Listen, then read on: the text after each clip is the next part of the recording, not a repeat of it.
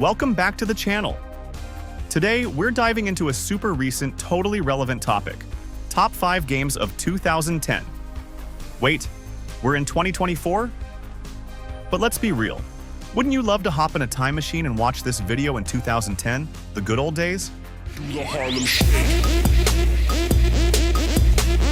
I mean, sure, everyone's talking about the latest and greatest games, but where's the fun in following the crowd?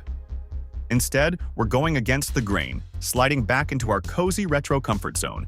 Anyway, before we kick things off, just a little disclaimer. This list is 99% subjective. The 1%? Let's just say peer pressure is real. Number 5.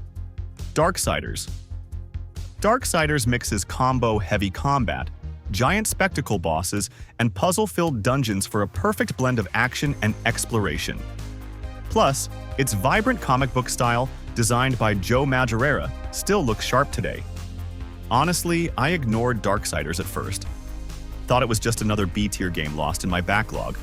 But when a friend lent me his copy, I got hooked and beat it in a week. The combat? Smooth. The bosses? Basically puzzles with muscles like Zelda on steroids. And the aesthetic? Imagine a mid-2000s heavy metal album cover brought to life, cheesy and glorious. Every few years, I can't resist diving back into its abandoned cities, slaying demons and angels for old time's sake. If you love third-person action, Darksiders is still a must-play, even 14 years later.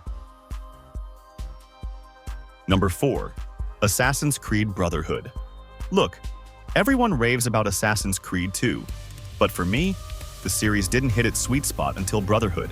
This is where Ubisoft stopped making Prince of Persia Stabby Edition and really figured out what Assassin's Creed could be. Fast travel? Yes, please. Collectibles that actually mattered? Finally. But the real fun came from building your own assassin squad. You weren't just taking out Templars solo anymore. You were the head of a murdery HR department, recruiting and sending out assassins like you were running some kind of deadly startup. And let's not forget the multiplayer, where blending in with NPCs wasn't just a strategy. It was a way of life. Pretending not to be human while hunting other players? Brilliant. And somehow, Ubisoft made it feel like more than just a desperate, let's be the next Call of Duty move.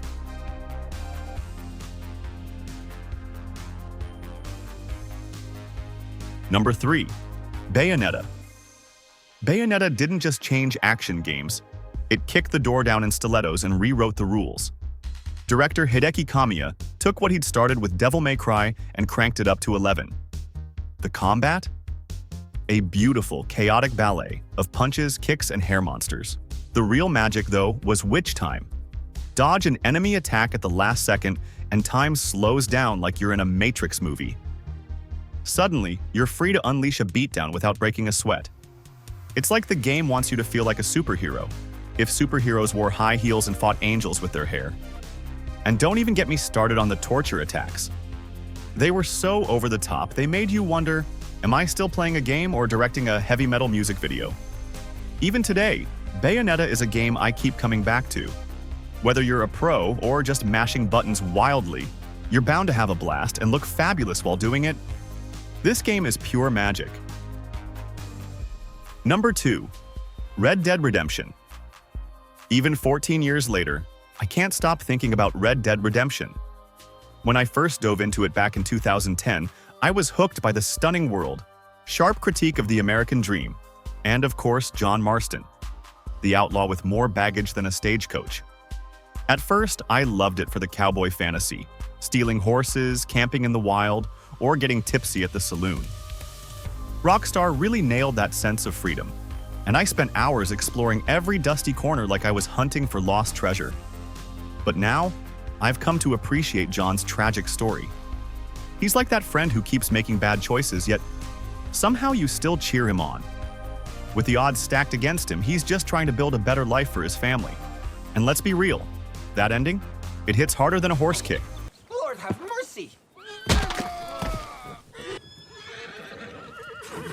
Shit. While there are plenty of games that have caught up to RDR in freedom, few can match its emotional depth and unforgettable characters. So, if you haven't played it yet, saddle up. You're in for a wild ride. Before we unveil the #1 game, Let's give a shout out to some honorable mentions that almost made the cut. First up, God of War 3. Kratos is back and angrier than ever. Seriously, if you thought your family reunions were tough, just imagine his. Next, we have Street Fighter 4. It's the game that proved you can settle any argument with a good old-fashioned round of Hadoukens. Just remember, in real life, no one likes a button masher. And let's not forget Mass Effect 2. It's the game where you can save the galaxy. But first, you have to pick the right romantic partner. Talk about pressure. Mafia 2. Step into the gritty underbelly of the city, where the atmosphere is thick with tension and the promise of danger. It's like living in a classic mob movie, complete with vintage cars and a soundtrack that makes you feel like you're always one wrong move away from trouble. And here we are at number 1, the grand finale of this video. This is a AAA game that rocked the gaming world with its jaw-dropping graphics. It's a game for the true tough guys, the real bad boys. It's Super Mario Galaxy 2. Yep, you heard me right.